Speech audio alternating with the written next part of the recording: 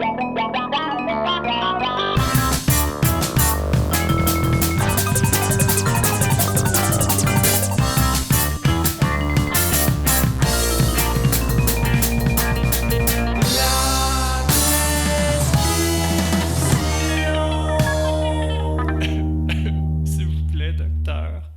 le bonjour, chers amis, et bienvenue à une autre prescription avec votre docteur Fred Lambert. Aujourd'hui, un épisode spécial, devrais-je dire, avec une artiste qui me fait capoter. Barbara Hannigan, soprano et chef d'orchestre.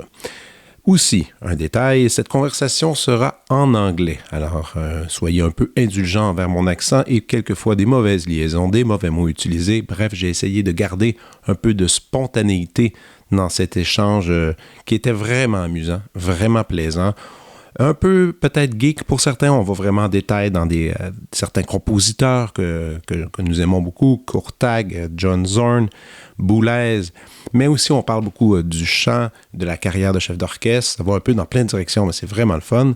Si vous ne la connaissez pas, je vous demanderai de pauser immédiatement cet épisode et d'aller sur YouTube, histoire de vous initier, et tapez simplement Barbara Hannigan et Ligeti. Tout de suite, vous allez avoir une vidéo dans laquelle vous allez la voir chanter une œuvre et diriger en même temps. Et sincèrement, ça va vous donner une bonne impression de l'artiste qu'elle est. Comment elle est précise sur scène, mais aussi à quel point elle donne, on va le dire, un bon show, là. Et en musique classique, ça fait plaisir de voir ça. Elle sera en visite à Montréal pour le 7, 10 et 11 décembre avec l'Orchestre Symphonique de Montréal à la Maison Symphonique. C'est sa première visite avec l'orchestre. Je crois que c'est un rendez-vous à ne pas manquer. Bref, je suis très fier de cet épisode. J'espère que vous allez vous amuser autant que j'ai eu du plaisir à lui parler. Alors, voici Barbara Hannigan.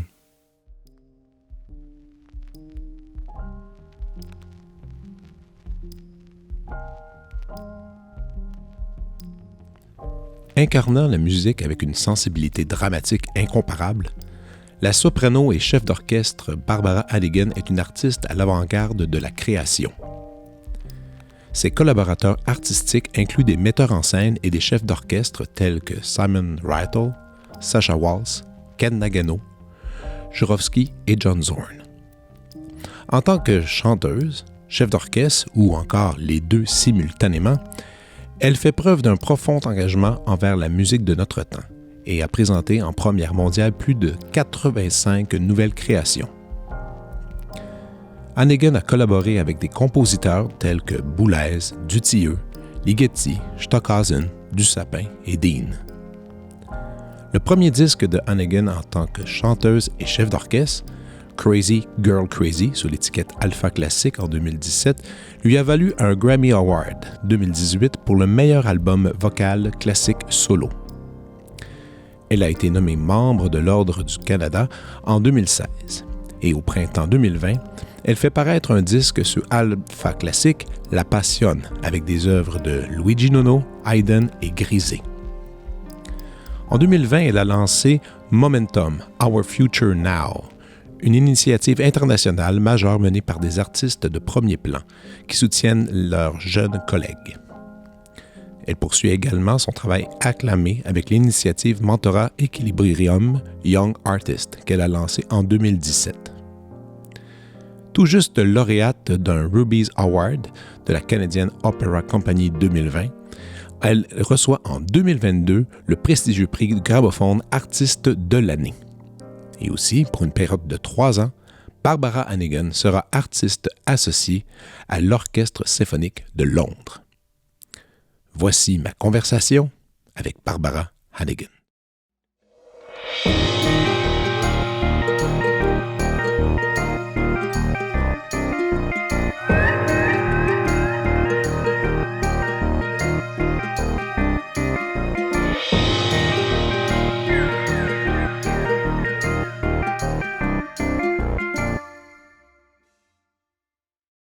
Hi, Fred. Bonjour, Barbara. How are you?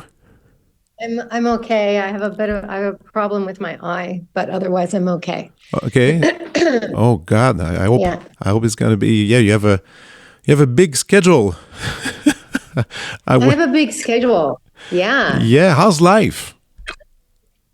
Well, it's great. I mean, I had some really nice concerts lately. Maybe you saw I just did this wonderful Vivier Messiaen program, which was really special. Nice. Uh, so yeah. Because look, I always say that being a singer is bigger than the art of singing. It's a lifestyle because Yeah. you have to be extremely close to your health, like of obviously like not smoking, the drinking, like not too much. Yeah. You check what you eat. It's a lot of sacrifices, but I guess it's worth it if you, of course, if you enjoyed the singing. Meanwhile, you have another lifestyle, which is conducting. And Right. I'll give you my vision of it. Maybe I'm totally wrong. You're always running against time. Always. Time is your enemy.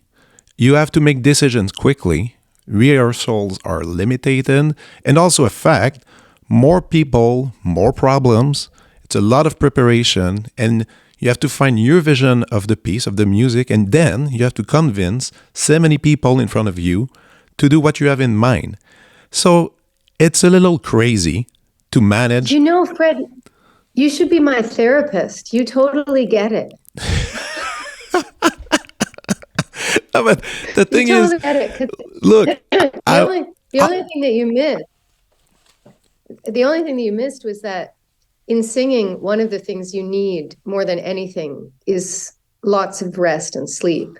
it's true. And the one thing that you don't get as a conductor because is that you need to get up early and work. I mean, there's just never enough time. And that's one of the kind of, you know, opposing forces between the two careers is that as soon as I started conducting, I just have to get up earlier. I have to get up earlier and work more, you know. But how do you manage then all the mix of your professional activities? Like how? Because I was going through your website, and seriously, I was exhausted with all the conducting and then singing, and then I've seen that you're doing some Wagner very soon. And are you a stressed person? Are you stressed in general? Because every time I see you performance on stage or even interviews or anywhere, you're the most relaxed person I've seen. Or maybe it's not true. Maybe it's not the case. I know everybody are trying to hide it a bit. It's part of the show, Yeah. but what's your case? Well, I think I realized very young that the audience didn't want to know if I was nervous or not. So I learned to hide that, you know. I think I do function with stress, you know, like I'm used to it and I function maybe better the more stress that I have. I mean, it certainly lights a fire, right, to get me really going Yeah. and working hard. Um, I Yeah, like I have a capacity for hard work. I really love to work. You know, I really love, like, I have a lot of energy to give to study. I love studying. So that's great because you need to love studying. Um, but on the other hand, like, yeah, like there's just, you know, as a singer, you have a shelf life and you want to get all these things done. And I mean, you mentioned the Wagner, like I'm doing the Wagner because of course there's like nothing for me in Wagner except the role of the forest bird. And Yeah. so when Simon Rattle asked me, and normally, like, if anybody asked me to sing that, I would say no, because even then it's like, who cares? You know, anybody can sing that. Maybe, you know, a lot of people can sing it. But then it was Simon. And I thought, you know what? I'm going to have so much fun on that tour. I'm going to learn a lot. I'm going to learn from all these Wagner animal people. And Simon and I, you know, we're great friends, and it's like you learn something every time you talk to him for just 5 minutes. So I thought to get to do this little tour, and it's not a big part, so I'll have, you know, other time on my hands, and maybe I'll get to pick his brain about other pieces, you know. Yeah. So it's kind of, I should be paying to do it, actually. It's so cool that you're still talking about learning. And no, but it's true. I mean, at some point, I think some musicians sometimes they think, okay, I get it. I know how it works. I can do it. But you always talk about about learning, and you said in the past that composers are always teaching you how to sing by the challenging music they give you, like they write, then you have to find your way. But I was wondering, like at the level that you are now and the influence you have in the classical music world, does it sometimes going the other way around? That composer, then they know you, they heard your recordings and everything, and then based on the voice you have, they're gonna adapt and do something especially for you instead of you adapting for them. Yeah, for sure. I mean, it's much more collaborative now, I think, than it used to be. Like in the old days when I would say to a composer, oh, like, can you change this? You know, there was always like this kind of, you know, it's like negotiation. Yeah. And trying to find a way to negotiate that doesn't offend. And now it's very collaborative, you know, and there's a lot more trust involved because they know me and they know my reputation, you know. So like when I work with John Zorn, you know, I mean, I work my butt off to be able to sing what he wrote. But then there's a point when if we want to change something, you know, he's open to it. Like we will change a few things, maybe to make it more difficult, or maybe to make the color different, or like moving something up an octave, or changing a note. And it doesn't always have to do with because it was not possible. It often just has to do with, you know, an idea to improve. Or like I have this other project right now with Les Sœurs Labec, and also this composer who does a lot of also like live electronics, David Chalmin. And David and I, we work like very collaboratively through improvisation. We just go into the studio and we're creating stuff like à la minute. And it's really, really, it's very, very like trying this, trying that. And, you know, it's like it's not co-composing, but in a way it's... In a way it is. Because you work, look, you've worked with Dutilleux, Ligeti, Dussapin, John Zorn, very demanding music, very complex. And I gotta say, they all scare me a little. Because, maybe because just how difficult the music is. And like, I've played those string quartets, and I didn't work with them, and I'm kind of happy I didn't, because it makes just asking question and sometimes it's so difficult that you don't know what to do with it. But it's cool that now it's a collaboration. In the exchanges, you're not scared of saying anything. Not saying that you should rewrite, but you're saying, look, maybe if I do this, it will be not as expressive you wish. So it's good. Yeah. But let's talk about, if you don't mind, I'm kind of curious about John Zorn, because we did, with my quartet, we did record the 4 first string quartets. We did some exchange with him in emails, never met him. And quite rapidly, he seemed like to dislike the past. That's something I was fascinating. Like, I was like, oh, we're going to play your early quartets to start with. And he was, no, why? It's not interesting. Play the new stuff. It was just talking. And I was wondering, is it how did it start with you and him? Like, when was the first time you were working with John Zorn? Well, first of all, it's interesting because like most musicians, like we all think that we should start with the early works of a composer and then continue, right? But it's funny because Courtag also said that to me. I was singing some pieces of Courtag with soprano and cymbalom, and I didn't work with him. He just heard the recording afterwards, and he said, "Yeah, it was very good, but why are you singing my old stuff?" And I was like, because it's published and because I think it's really good, you know, like I was kind of like, but John is he's a very living in the moment person. So I can totally imagine him saying that, like sing this. He's always writing new pieces. Like we've got now, I've sung I've done 4 pieces of his and 2 he wrote for me, and 2 were already written, but nobody was doing them, or 1 nobody was doing. But he's now written another, at least 3 pieces, which we haven't even premiered yet. which Okay. we're planning to premiere next year or two. I mean, he's so prolific. And the way I met him in 2015 in the summer when I was in New York, and a common friend put us into contact. And so we had lunch, and then he came to see me sing George Benjamin's opera. And he gave me this piece of his that he wanted me to sing, and I really wanted to sing, which seemed unsingable, called Jumalatare. And then we were going to record it, and we actually ended up postponing the recording because it was so difficult, like for a year and a half. And then finally we laid it down. We never have recorded it yet. Finally, we performed it a year and a half after we should have done it. And but we just, like, through working together, and we've worked together a lot now, there's just a lot of trust. And he's, he likes to work with his musicians. Mm-hmm. So he likes to work with the people that he knows and that he trusts and that are there. And it's very rare that he works with people that he doesn't know. So I think once you're kind of in that group of people, he's so generous and so supportive. And one of the special things, there's a film that's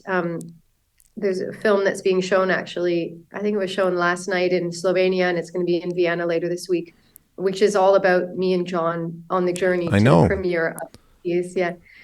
But by the way, just to know, because I was kind of curious about those movies. Those movies are not really available to us now, at least. They're not. They're presented in festivals, and I guess there's a reason for that.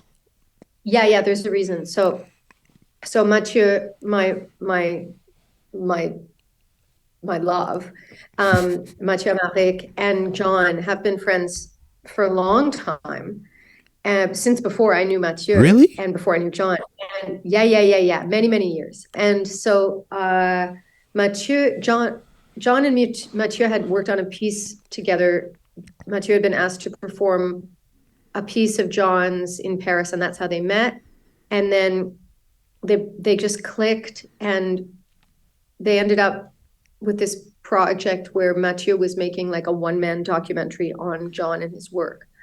And so he was led into the inner sanctum, of all these rehearsals, because it is a very spiritual and sacred place for John and the musicians. It's very, very focused, and you don't have people sitting and watching you rehearse, it's very private. And but the films were only to be shown at at festivals that were around John. Okay. And then, so he made 2 films already, and then he was making the 3rd, which was about me and John, mainly about me and John. And then little by little, John allowed them to be shown at festivals that were not necessarily around performances of his work, so that they could be shown at documentary film festivals. But they have not been published, and they're not on any platform.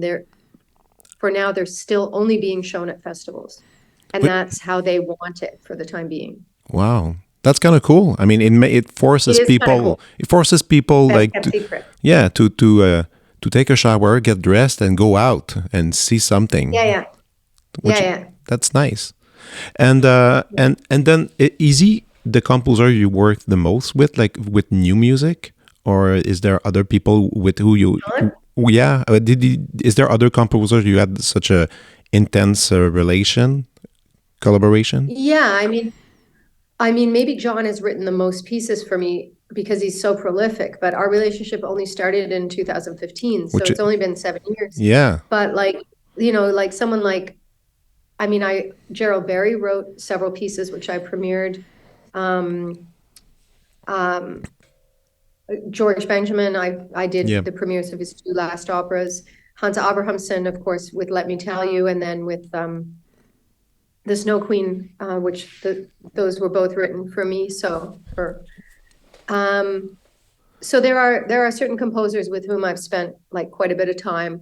Yeah. Sharino wrote me a piece, and now he's written me another piece. He didn't even tell me he was writing the second piece. It just landed at my house, like as a full score. I didn't even know he was writing it. And then there's this orchestral piece. Orchestra, okay. Yeah, orchestra and soprano. Jesus. And he didn't even tell me he was writing it. I was just like, so it's just, yeah. But I mean, and it changes, you know, like with George Benjamin, he's always very, like when he written on Skin, and I sang the role of Agnès, George always had this rule that he would never work with the same singer twice in an opera.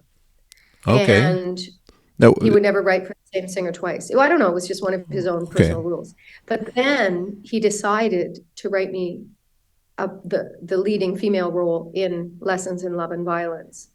So I ended up being in 2 in a row, but I'm pretty sure that George and I won't work together anymore. A third time on a piece of his. Now we'll work together on other projects, or I might sing those pieces again, or we have something in the pipeline by another composer that I'll sing and he'll conduct.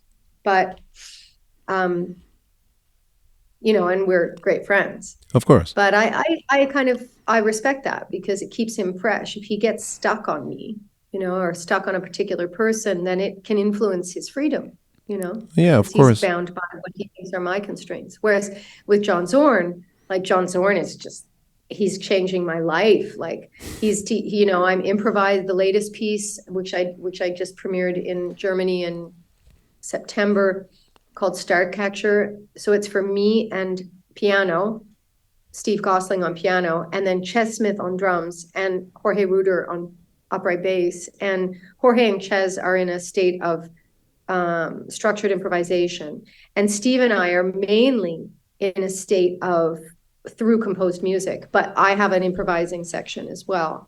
Okay. So John is like, you know, he's transforming me, and maybe I'm transforming him as well, you know. I like that. Through this process of working. Yeah. Is there like do you have a list of composers you wish to work with in the future that it wasn't just impossible in the schedule, or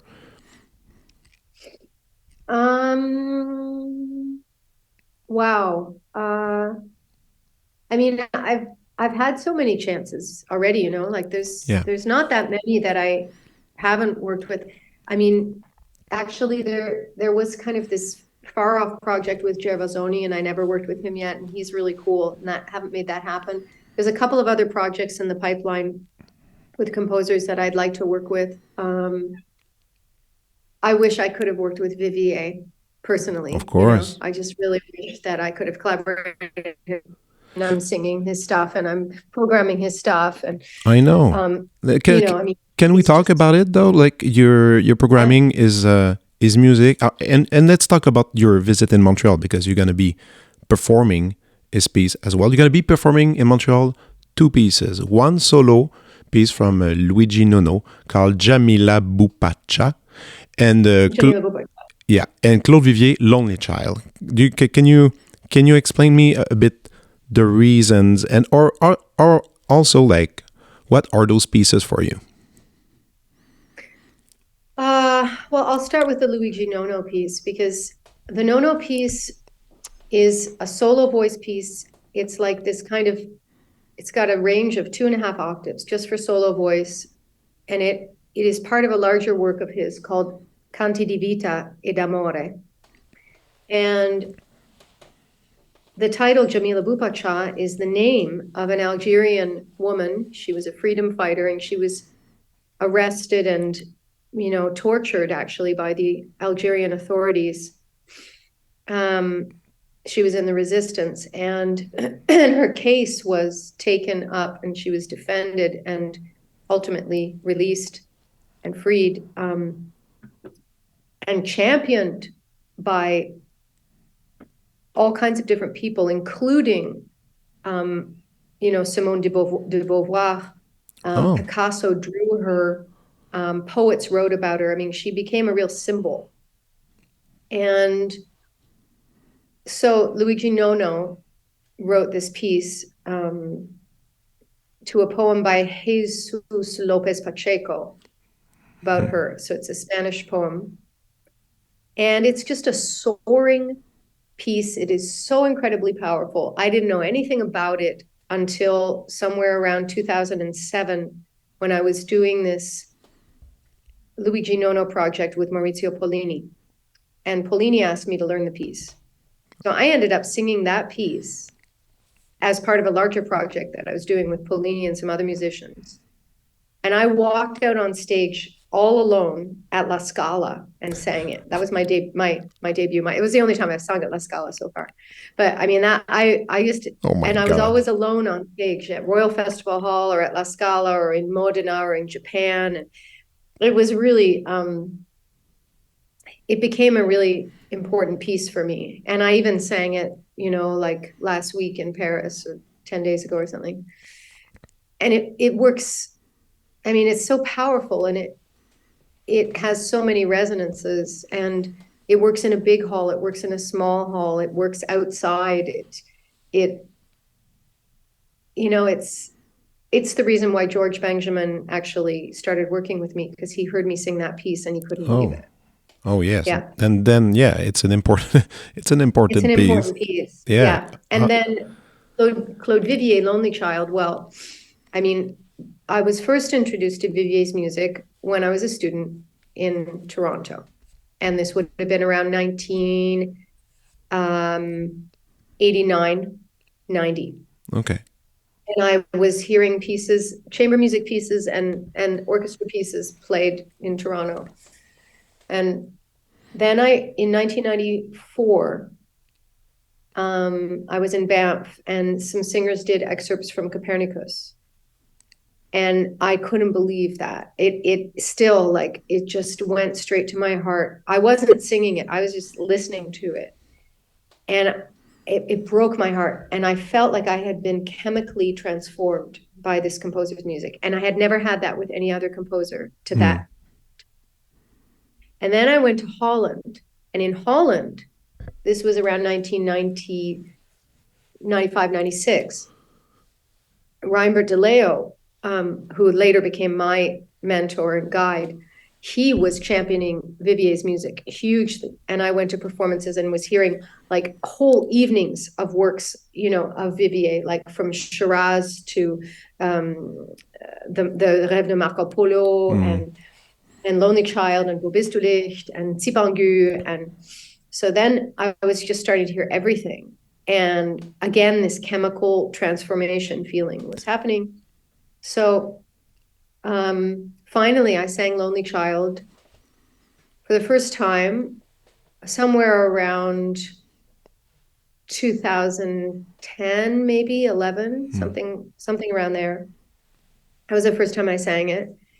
And I sang it a few times, and I even, I sang it, with the New World Symphony in Miami, and then I sang it with Toronto Symphony with Peter Edvosh conducting. And then I even put it on my wish list for Simon Rattle, because he didn't know Vivier's music. And I put it on my wish list for Simon, and Simon programmed it with the Vienna Philharmonic. I sang Vivier Lonely Child with Vienna Philharmonic. Jesus. And it programmed Haydn, and it was magical. It was magical. And they played beautifully, because Simon said to them, you have to understand this music as Wagner, and they're an opera orchestra. So that as soon as he said that to them, they understood about the moving monody and the necessity for all of us to breathe together. Wow. How Vivier always has these little cedilles with the cross through it. So, and then I was still singing, but I wanted to program it as a conductor, and it's not a kind of piece you can sing and conduct at the same time. So I conducted it for the first time in the summer of 2019 in California and then in England. And then I just conducted it again last week. And I'm actually going to conduct it a lot this season. Yeah, so I've seen. Just before I come to Montreal, I will conduct Vivier's Lonely Child with the Concertgebouw Orchestra. I know, I've seen that, and I have a question about it.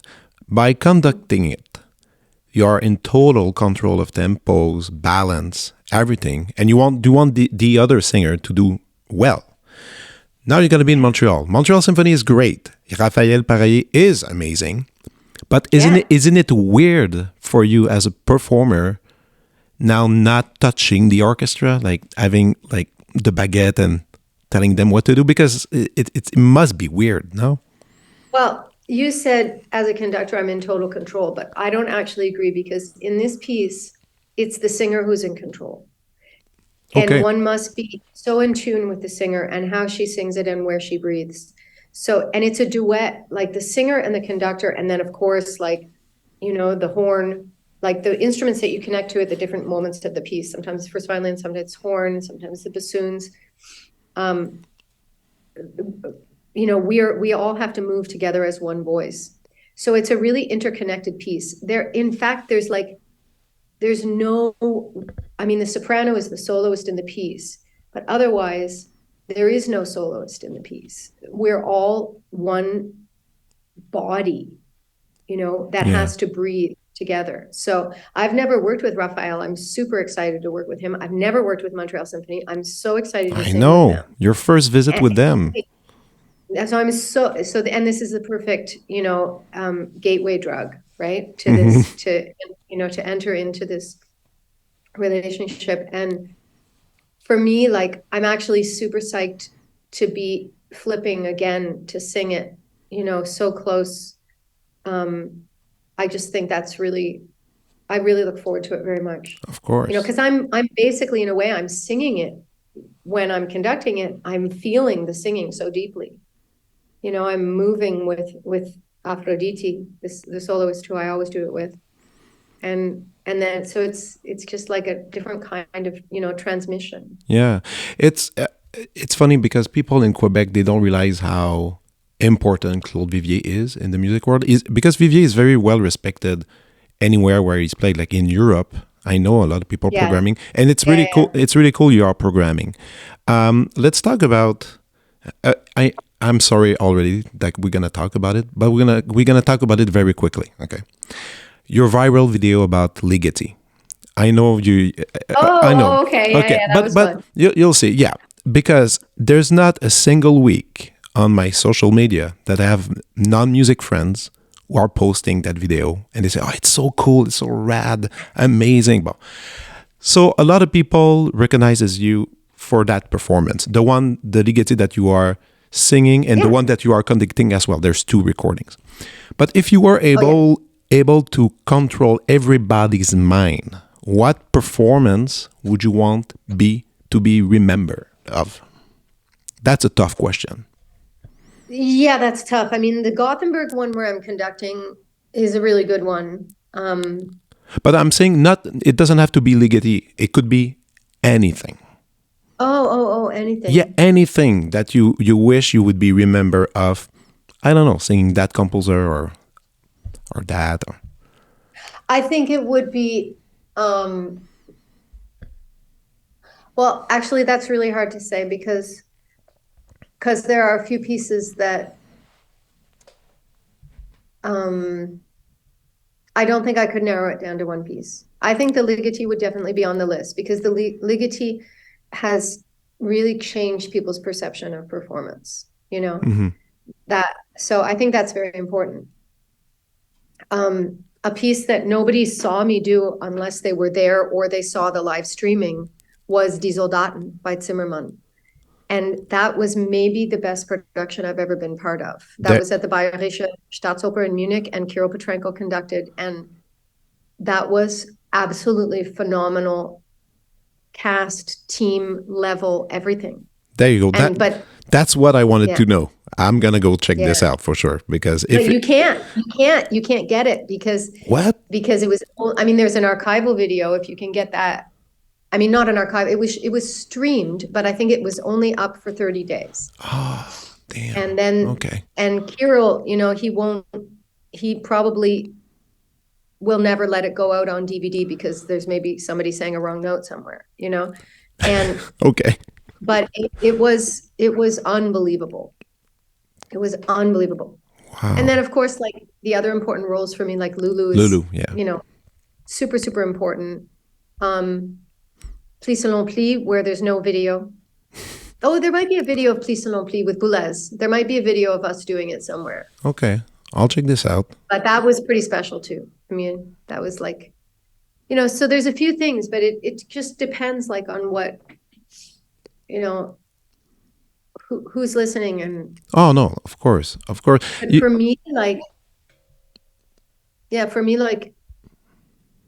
all of those things were life-changing. For different.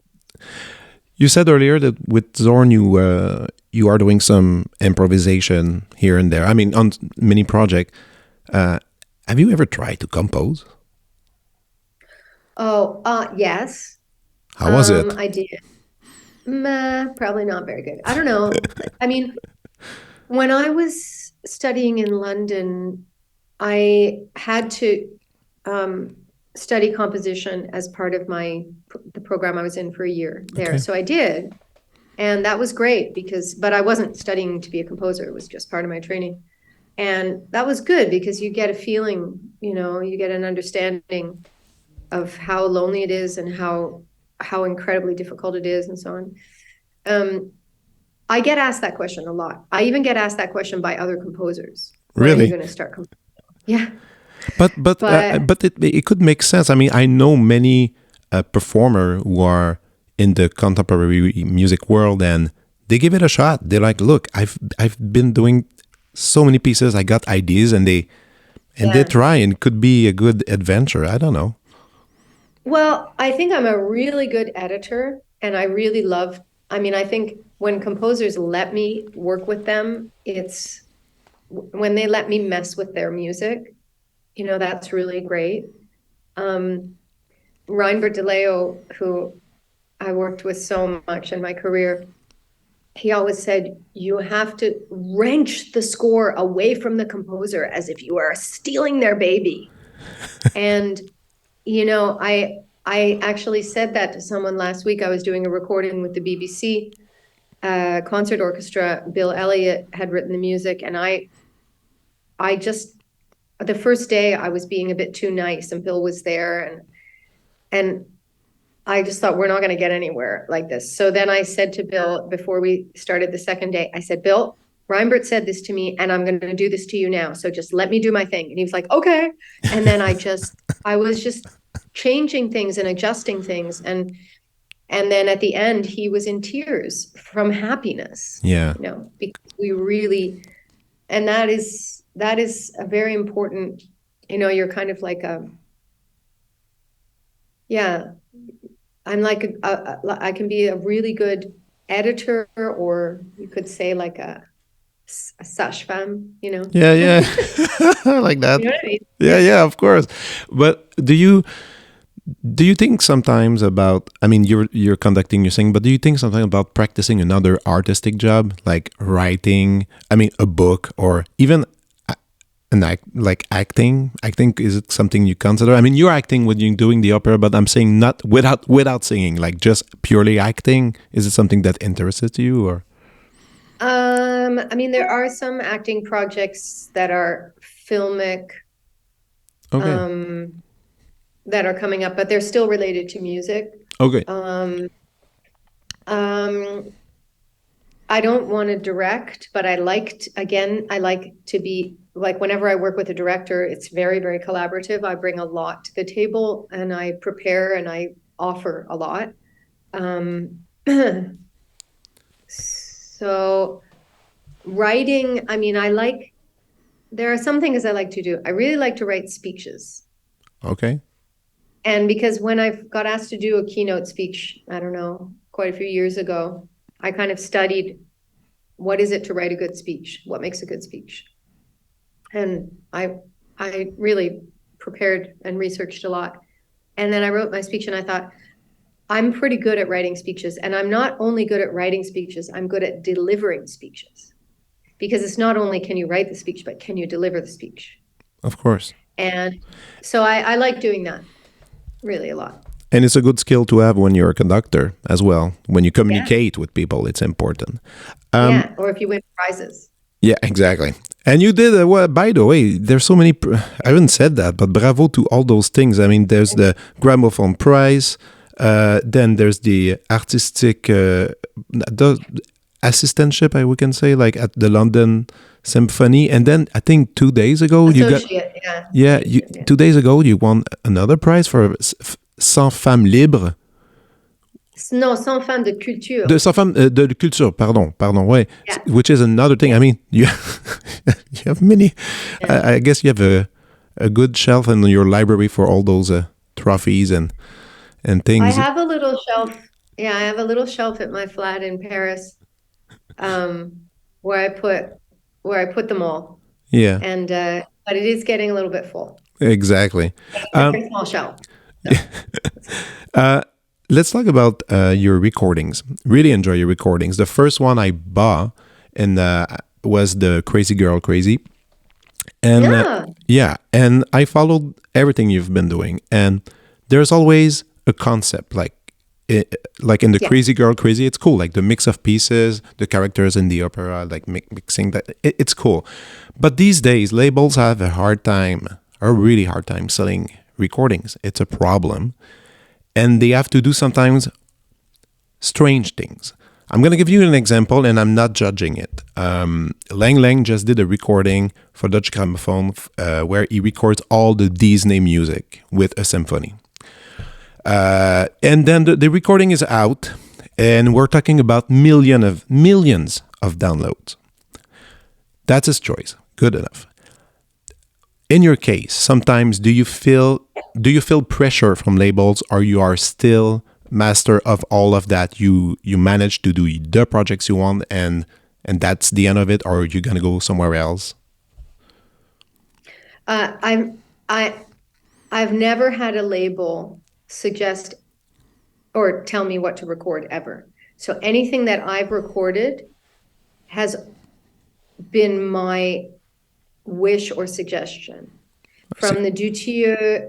I mean, let's say since 2000, since I did the Satie album with Winter and Winter, Dutilleux with Deutsche Grammophon, Let Me Tell You was Winter and Winter, and since then everything I've done has been with Alpha.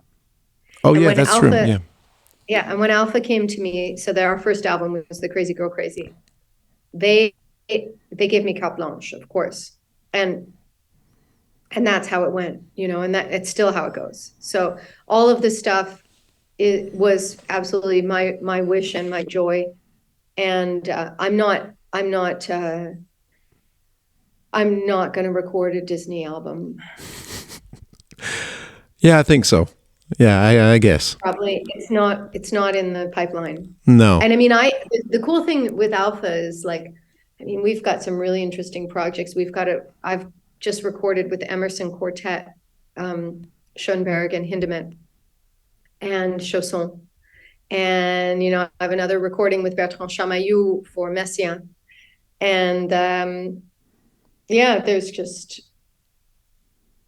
cool. A lot of possibility. Yeah. Yeah, there's a lot of cool projects. I mean, as long as you can. I mean, it's the best to do your own thing, your own vision of what a good album is. That's the cool thing, by the way, that I like with your albums is you're really taking your time to do a good mix of styles with the composer, and that's something you should always keep doing. It's so much fun to discover an album, and also it's fun to discover the album in the order. Like you start from the top first track, not like all the kids today. They just buy tracks, like individual tracks. I like going through the album and feeling the experience of it. And all your albums are like that, so that's cool. Let's talk about not a sad subject, but maybe a little bit. It's the voice and getting older a little bit. There's different schools of it. Like some people say, at some age you stop singing. Others are, no, there's new technique. You can adapt, you can play with the range, and you can sing forever. What's your take on it? How do you see your voice in the future? Yeah, I think it really depends on the instrument. Like, I know some singers who, like, it depends, like, also how the voice changes over the career. Because some voices, they start in one fach or one kind of voice type, and then that changes over the course of career. And other people, their voice basically stays the same for the whole career. I'm of the latter group. Like, my voice, basically, I have more or less the same top that I've always had. It hasn't, none of it has disappeared. So it's as high as it ever was. and I have more low notes than I used to since maybe 10 years. Okay. So like when I sang Lulu at age 40, and then I sang it again at age 50 last year, actually, personally, it was easier at 50 than it was at 40. And I took really good care of myself, but for me, it was easier. So, but also like, that was it. Are you have to practice a lot, I guess, your voice and understand the organ. I mean, to control it and not to push it too much. Did you ever hurt yourself? I was wondering that I never heard of, but like some incident yeah. Yeah, like I didn't hurt myself from anything that I was singing. I hurt myself from on a couple of occasions, like hurt, I wouldn't say hurt, but I got fatigued. Mm-hmm. And that was from doing, like I remember at one point, I was in like 11 countries in 3 months or something. It was really crazy, and it was all this different repertoire, and I was getting tired, and there was just one rehearsal that just broke my back, which I shouldn't have done. Oh. And I made it through the concert, but then the next concert I lost my voice. Like I was just exhausted. My voice was just exhausted from all the air conditioning, from all the adrenaline, from the different styles of music, from the travel. It was just too much. Yeah. So it's like I would say like maybe 4 times in a 30-year career I've had vocal fatigue. Wow. And the only thing that helps that is resting. Yeah. But with my schedule and with everything I've done, I'm surprised it didn't happen more. Yeah. Like I think I must have looked after the instrument to a certain degree quite well. Otherwise I would have. But because I'm still in shape and. But do you do do you do sports? Do you do yoga, meditation, all those things like to get it in shape? Yeah, I've done all those things. I've done Tai Chi and Qigong, and I've done yoga, but I've never like gotten like to be one of those great yoga people. But I do like doing yoga sometimes. I run. I like to do cardio. Okay. I like weight training, not heavy weight training, but Of course. I get exercise pretty well every day. Like even if it's just walking, like there's a loop here. I live in Finistère and I walk at least an hour a day. So yeah, I think but I consider that part of my work, right? Yeah. Like my exercise is part of my work. So. Yeah, you have to be active. Yeah. There's a beautiful 6 episodes on France Culture or France Inter about some interviews, like 30 minutes interviews you give. And they're really nice. And there's one episode, the first episode, where you talk about Nova Scotia. It's really, how can I say, peaceful listening to you talking about it. How the nature influences you, your family, how something that made you happy. And then you talk about the first time you went to Toronto to hear Boulez conducting the Intercontemporain. And that was your first experience of hearing such great music. My question is, what was your first experience as a performer playing music from someone who's alive? Do you remember that? Well, the very first experience, I mean, I was still in high school. I was in Toronto. Moved to Toronto to go to a performing arts high school. So I was 17. And there was a composer who was had graduated from the high school and was now at university, and he had written some songs for me. So that was the first time like that I worked with a young composer. And then when I was 19, I sang with New Music Concerts with Robert Aitken conducting, and it was a piece by Henry Brandt, who's from Montreal. Oh, cool. Henry Brandt. And it's interesting because I'm reading this book right now, Henry Cowell's New Music Society. It's a very old book. Okay. It's interesting. And from 1925 to 36. And Henry Brandt is mentioned in here. Really? Yeah. It's funny Wow. because he's part of like the new American music. Pretty sure it's this one because I was reading kind of two back to back. Just a second. Yeah, here he is. Oh my God. Yeah, all these pieces like Ice Age, two sarabands, variations. He's mentioned all over the place. Wow. And so anyway, I got to work with Henry Brandt when I was 19, because I was singing this piece of his that nobody else could sing because it was so crazy high. And so that's how I ended up getting that gig. And then after that, I just was always working with composers. It was just, it was just normal for me. Of course. Look, you were talking about that book. Let's go now. On va parler de la prescription.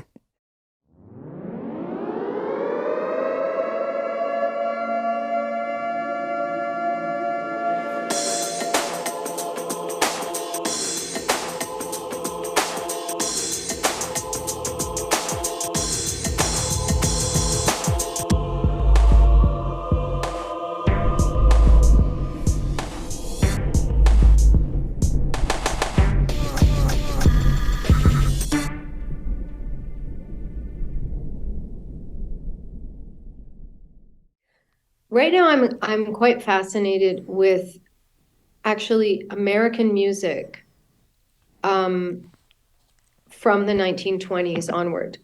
But it's not just this book. I'm reading like 3 books. Because I'm curious because now I think of American music, classical contemporary music, as kind of conservative compared to what we get in Europe. But at that time, at the time of Varese and Dane Rudhyar and Henry Cowell and Henry Brandt, I mean, it was really out there. So I'm curious. I'm reading these books. Also, there's a wonderful book called Making Music Modern by Carol J. Oha. Her last name is spelled O-J-A. And it's just a really, really interesting book about this early period in America when they were finding their voice and they didn't want to be attached to the European model. Cool. And I'm kind of thinking, what went wrong, later? Or for a certain period of time. Maybe they're coming out of it now. So I'm fascinated by that period of time.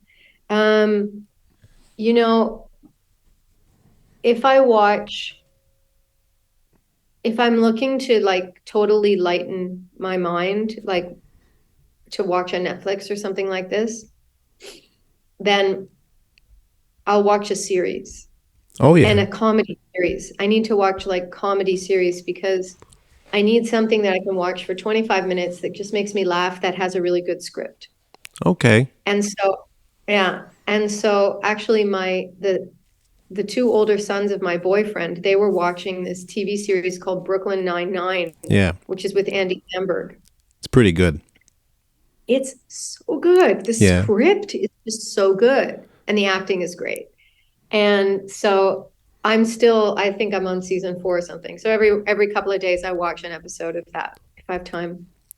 And then I feel guilty that I didn't study for 25 minutes. So I'll usually do it like while I'm eating or something. So that's a TV thing and a book and music listening. I'm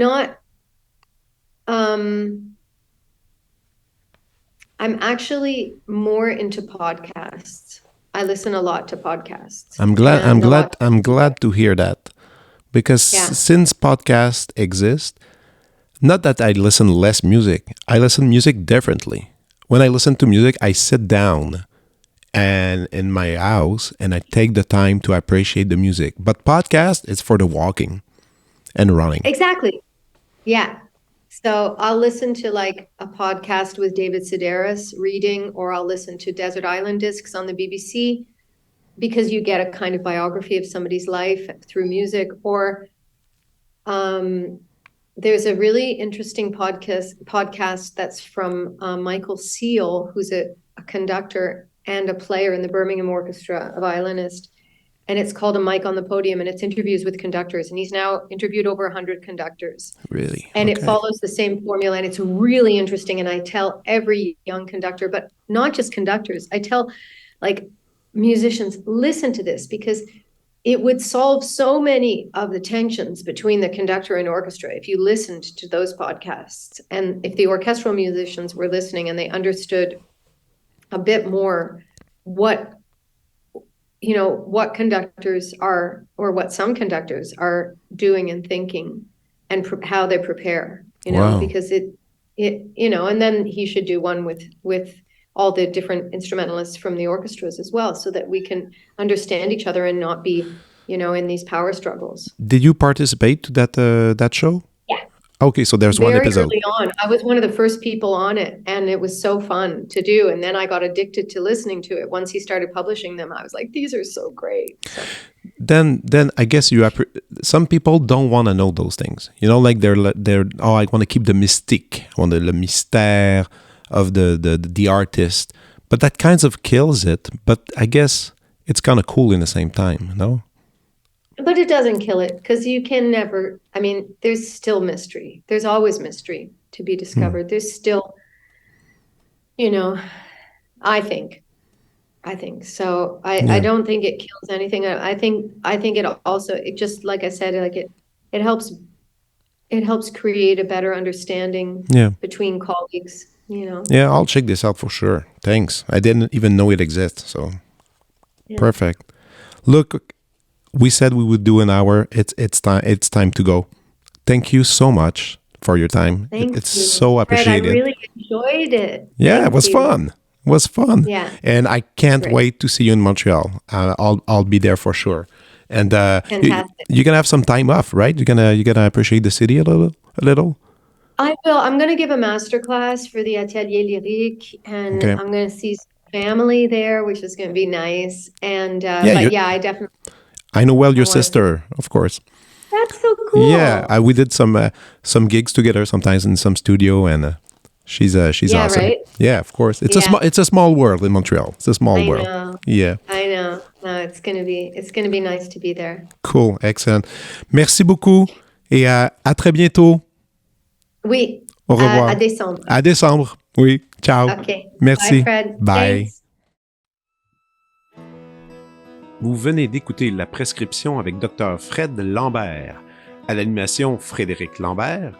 Réalisation, montage, recherche et bons conseils, Olivier Chamberlain. Au logo, Joël Vaudreuil. La musique, le groupe Crabe. Jérôme Minière, Philippe B., Ben Chimie, Guillaume Beaulieu et Vincent Vertefeuille. Merci d'avoir été à l'écoute et à bientôt.